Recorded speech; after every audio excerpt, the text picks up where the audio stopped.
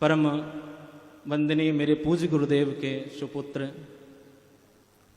आचार्य श्री इंद्रेश जी उपाध्याय हम सब लोगों के सामने उपस्थित हैं।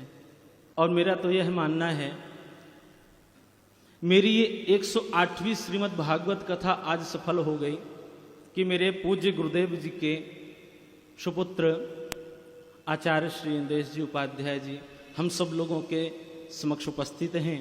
उनके दर्शन करने का सौभाग्य प्राप्त हो रहा है।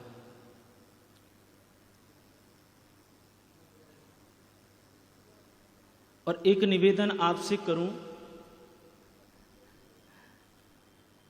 मुझे अभी भी याद है और आप सब लोगों ने भी कथामृत रस पान किया होगा,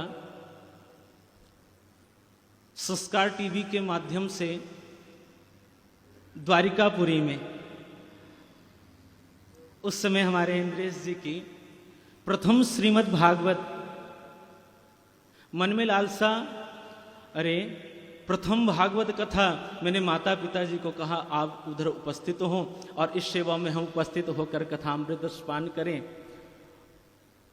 सही बता राधा वल्लभ लाल के जय, भागवत महापुराण की जय, वृंदावन धाम की जय, सदगुरु देव की जय, सब संतन की जय।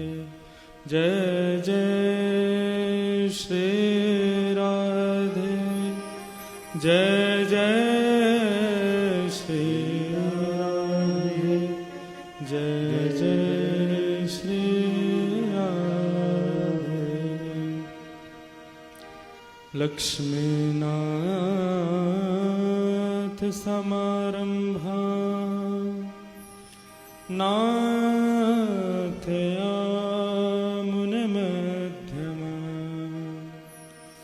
अस्मदाचार्यपर्यन्ता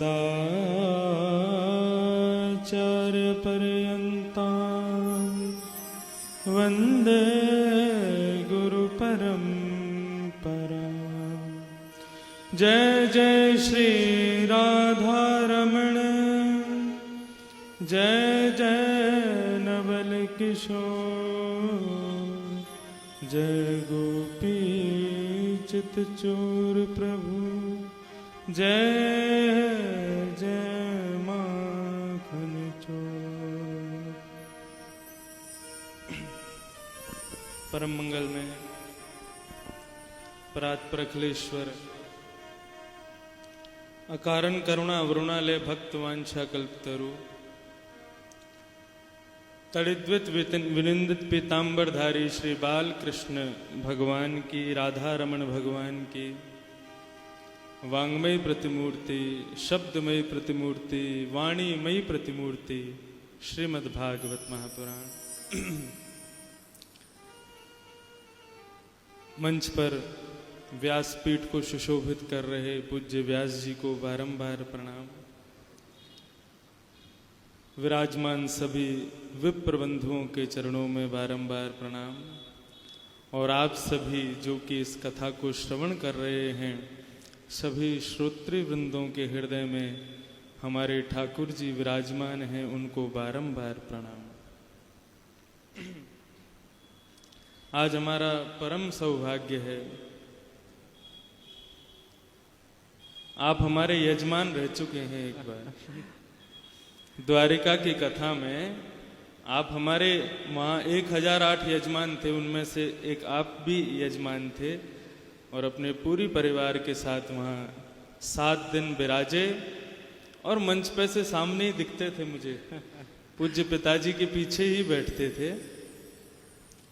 तो जब आप मुझे नाम बता रहे थे तब मेरे को याद नहीं था, लेकिन जैसे ही मैं यहाँ आया तो मैंने कहा अरे ये तो हमारी कथा में यजमान थे। तो आज यहाँ आया आपकी कथा में, बहुत अच्छा लगा। वैसे पूज्य गुरुदेव का आगमन होना चाहिए, लेकिन वे विदेश यात्रा पर हैं और मैं बद्रीनाथ से आया तो आज जितनी भी कथाएं थी सब जगह आज ही जा रहा था। तो सुबह हमारे मलुक पीठ वाले महाराज जी की कथा में गया, फिर एक जगह और गया, फिर अभी अनुज को हमने बोला कि आज ही जाएंगे वहाँ भी, क्योंकि कल मुझे कहीं निकलना है। तो हमारे उपाध्याय जी, आप भी उपाध्याय हैं, हम भी उपाध्याय हैं, तो वे आते रहते हैं आप भी कथाओं में, तो आपका तभी आग्रह था कि जरूर आना है कथा में। बंधुओं, श्रीमद् भागवत की कथा बहुत श्रेष्ठ है, लेकिन जब वो वृंदावन में होती है तो उसकी श्रेष्ठता और ज्यादा बढ़ जाती है। जयति तेधिकम जन्मना ब्रजः, हम इस श्लोक गोपी गीत का प्रथम श्लोक है, इसको भागवत जी के लिए ही लेवें तो ते जन्मना ब्रजः अधिकम जयति। ब्रज की महिमा तो पहले से ही बहुत ज्यादा है, लेकिन जब भागवत जी ब्रज में आ जाती हैं तो उसकी महिमा और ज्यादा हो जाती है। भगवान से एक बार नारद जी ने पूछा, नारद जी को जानते हैं ना सब लोग, हाँ सब भारत के ही हैं, कोई विदेश का तो है नहीं, सब जानते हैं। नारद जी ने भगवान से पूछा, प्रभु आपका एड्रेस क्या है, आप कहाँ मिलते हो सबको, एक कोई ऐसा स्थान बताओ जहां पर आप सबसे मिलते हो। तो भगवान कहते हैं, ना हम वसामि वैकुंठे योगिनां हृदयेन च मद्भक्ता यत्र गायन्ति तत्र तिष्ठामि नारद। भगवान कहते हैं, ना हम वसामि वैकुंठे, मैं वैकुंठ में नहीं रहता। ध्यान से सुन लेना आप सब लोग, आप सबको भी पता चल जाए भगवान रहते कहाँ हैं। हम खड़े हो जाते हैं, बैठ के नहीं बोले। व्यास जी मंच पे बैठे हो, हम भी बैठे बैठे बोले, अच्छा नहीं लगता है ऐसे। तो भगवान कहते हैं कि हम वैकुंठ में नहीं रहते। नारद जी बोले, तो फिर कहाँ रहते हो? बोले, योगी नाम हृदय न च, मैं योगियों के हृदय में भी नहीं रहता। तो बोले फिर? बोले, मद भक्ता यत्र गायन्ति तत्र तिष्ठामि नारद, मेरे भक्त एकत्रित होकर के जहां पर मेरी कथा कीर्तन का गान करते हैं वहां मैं रहता हूं। नारद जी बोले, फिर तो आप बहुत बड़े झूठे हो, आप भी झूठे, आपके शास्त्र भी झूठे। भगवान बोले, क्यों? बोले, आपने कहा ना हम वसामि वैकुंठ में, वैकुंठ में नहीं रहता, तो ये इतने वेद पुराण आदि जो कहते रहते हैं भगवान वैकुंठनाथ हैं, वैकुंठनाथ है, सब झूठ बोलते हैं। आप वैकुंठ में नहीं रहते, तो वैकुंठनाथ आपका जो नाम है ये झूठा है। और दूसरा आपने कहा योगी नाम हृदय न च, मैं योगियों के हृदय में भी नहीं रहता। और अर्जुन को आप गीता का ज्ञान देते समय कहते हो, ईश्वर सर्वभूतानां हृदय से अर्जुन तिष्ठति, ईश्वर सभी प्राणी मात्र के हृदय में निवास करता है। तो आप झूठे, आपकी बातें झूठी, आपका शास्त्र झूठा। भगवान कहते, नारद सुनो, हमारे घर पर हमसे कोई मिलने आता है तो पहली बार में हम उस व्यक्ति को अपने कक्ष में नहीं ले जाते। अपने पर्सनल रूम में पहली बार किसी को ले जाते हैं? नहीं ले जाते। और पहली बार में हम उसको भोजन पर भी आमंत्रित नहीं करते। कहाँ मिलते हैं पहली बार? जहां सबसे मिलने का स्थान बनाया होता है वहीं मिलते हैं। भगवान कहते हैं, वैकुंठ मेरा घर है, वैकुंठ मेरा पर्सनल कमरा है, और योगियों का जो हृदय है वहां बैठ करके मैं भोजन पाता हूं, कीर्तन रूपी कथा रूपी भोजन पाता हूं। इन दो जगहों पर तो बहुत बाद में आता है व्यक्ति। सबसे पहले जो मेरी बैठक है, जहां मैं सबसे मिलता हूं, वो है कथा, वहां मैं सबसे मिलता हूं। तो ये कथा जो है ये भगवान की बैठक है, जहां वो अपने भक्तों से रूबरू होते हैं। वो कथा भी वृंदावन में। ये बहुत श्रेष्ठ बात है। मैं हमारे जो वक्ता हैं इनके चरणों में भी और आप सबको भी प्रणाम करता हूँ। आप वृंदावन में कथा श्रवण कर रहे हैं। श्रोता का एक लक्षण होता है, वक्ता का लक्षण वक्ता को पता होता है, लेकिन श्रोता का भी एक लक्षण होता है। रामादिवत प्रवर्तितव्यम न रावणादिवत। रामायण में कथा राम की भी है, रावण की भी है। भागवत में कथा कृष्ण की भी है और कंस की भी है। लेकिन हमें कृष्ण को फॉलो करना है, कंस को नहीं करना है। एक वक्ता गए कथा करने के लिए एक राजा के यहाँ। राजा के यहाँ कथा करके आए तो अपनी पोथी वहीं छोड़ के आ गए राजा के यहाँ। ब्राह्मणी ने कहा आप अकेली आ गए, अपनी पोथी नहीं लेके आए? बोले अरे देवी मैं तो भूल ही गया, अभी जाता हूं लेके आता हूं। राजा के यहाँ ब्राह्मण देवता वापस गए। जैसे ही गए तो राजा के यहाँ सबसे पहले राजा का बेटा मिला और वो बेटा कहने लगा अरे महाराज जी भले आए आप, आपने तो मेरी आंखें ही खोल दी, मेरा जीवन बदल दिया, ऐसी कथा सुनाई आपने। अच्छा वक्ता को ऐसा बोल दो तो वक्ता पूछेगा कि क्या सुना तुमने जिससे तुम्हारा जीवन बदला? पूछा उन्होंने भैया बताओ क्या सुना तुमने? तो वो कहने लगा, बोले महाराज आपने बताया कथा में कंस पूरी तरह राज्य गद्दी पर बैठने के योग्य था, लेकिन उसका दुष्ट पिता उसको बैठने नहीं दे रहा था।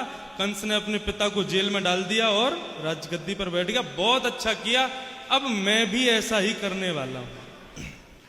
मेरे पिताजी भी मुझे गद्दी नहीं दे रहे हैं, मैं भी जल्दी उनको जेल में डाल दूंगा और गद्दी पे बैठूंगा। व्यास जी बोले वाह, पूरी कथा में इसके अलावा और कुछ सीखने को नहीं मिला इसको।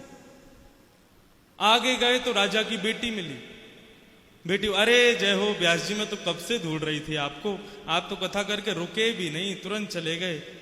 बोले तुम्हें क्या हुआ? बोले आपने तो मेरा जीवन ही बदल दिया महाराज, मैं बड़े दिन से संशय में थी, आपने मेरे संशय को दूर कर दिया। ब्राह्मण बोले इसने तो कुछ बढ़िया सीखा होगा। हाँ तो तुमने क्या सीखा? बोले मैंने ये सीखा कि सुभद्रा और अर्जुन का ब्याह होना था, लेकिन राजी कोई नहीं था तो सुभद्रा अर्जुन के साथ भाग गई। अब मेरा भी ब्याह, देखो पिताजी को तो टेंशन होती नहीं मेरे ब्याह की, अब मुझे तो बहुत टेंशन है। मैंने भी एक का वर्ण कर लिया है, मैं भी शीघ्र ही उसके साथ भागने वाली हूं। ब्राह्मण बोले जय हो भैया, ऐसे श्रोता मिल जाएं तो श्रोता तो बाद में तरेंगे, पहले वक्ता तर जाएगा। आगे को गए तो राजा की बहू मिल गई, पत्नी मिल गई। उसने कहा अरे आइए आइए ब्राह्मण देवता, अरे आपने तो ऐसी कथा सुनाई महाराज, जीवन धन्य हो गया। बोले आपने क्या सीखा? बोले हमने द्रौपदी से सीखा कि द्रौपदी के 5 पति थे, इसलिए वो 5 कन्याओं में मानी जाती थी। प्रातःकाल द्रौपदी का नाम लेने से शुभ होता है। अब हमने भी ऐसा ही कुछ सोचा, एक पति से मन भर गया है, 2-3 पति और होने चाहिए हमारे भी। ब्राह्मण देवता बड़े दुखी हो गए, बोले अरे भैया कहाँ फंस गया मैं। पोथी ढूंढते ढूंढते आगे गए तो देखा वहां राजा बैठा था। राजा बोला अरे आओ आओ आओ महाराज, आपने बड़ी अच्छी कथा सुनाई। ब्राह्मण देवता बोले भाई तूने क्या सीखा? कुछ बढ़िया सीखा हो तो बता। बोले मैंने तो बहुत कुछ सीखा आपसे। बोले क्या सीखा? बोले मैंने दुर्योधन से सीखा। भगवान शांति प्रस्ताव लेकर के उसके पास आए और दुर्योधन ने सटीक कह दिया, सुच्चग्रैव न दास्यामि बिना युद्धेन केशव, सुई की नोक के बराबर भी मैं बिना युद्ध के पांडवों को धरा जमीन नहीं दूंगा। अब आप आ ही गए हो तो युद्ध करके भली दक्षिणा ले जाना, बिना युद्ध के दक्षिणा नहीं दूंगा मैं आपको। तो पंडित जी बेचारे भाग गए वहां से, जान बची सो लाखों पाए, लौट के बुद्धू घर को आए। श्रोता का लक्षण है, वक्ता मंच से सबकी कथा सुनाता है, लेकिन हमें वही कथा सुननी है जो हमारे जीवन उपयोगी है। कई बार कृष्ण ने भी ऐसे कार्य किए हैं जो श्रोता, जो हम साधारण मनुष्य नहीं कर सकते, लेकिन वक्ता की वाणी में यदि कोई ऐसा प्रसंग सुनने को मिले जो हम जीवन में उतार सकें तो उसको जरूर उतारना चाहिए। बस यही मेरी आप सबसे प्रार्थना है। और हमारे पूज्य व्यास जी को मैं बारंबार प्रणाम करता हूँ। पूरे उपाध्याय परिवार जो कि इस कथा के निमित्त मात्र बने हैं, उन सबको बारंबार प्रणाम करता हूँ। और जिनके निमित्त ये कथा हो रही है, मैं उनसे भी मिला हूँ, उनको भी मैं बहुत बहुत प्रणाम करता हूँ। वे श्री राधा रानी के चरणों में विराजमान हैं और वहाँ विराजमान होकर के आप सबको देख रहे हैं। श्री राधा रानी के चरण सेवा उनको प्राप्त हुई है, ये कथा उन्हीं के निमित्त हो रही है। मैं आप सबको प्रणाम करता हूँ। प्रेम से सभी लोग कहेंगे। बोलिए भागवत महापुराण की, व्यास भगवान की, वृंदावन धाम की जय जय।